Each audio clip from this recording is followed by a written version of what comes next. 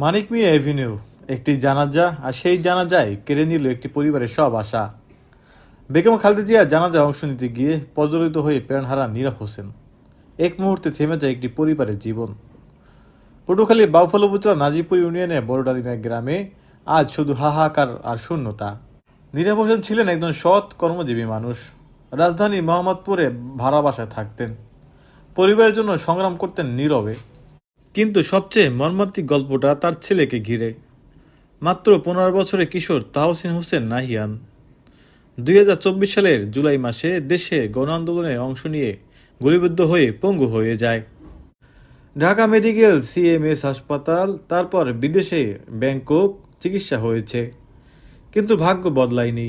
আর আজ যে বাবাটি বুক ভরা সাহস নিয়ে ছেলের পাশে দাঁড়িয়েছিলেন, তিনি আজ আর নেই। একজন পঙ্গু সন্তান, একজন কিশোরী মেয়ে, আর একজন শোকাহত মা।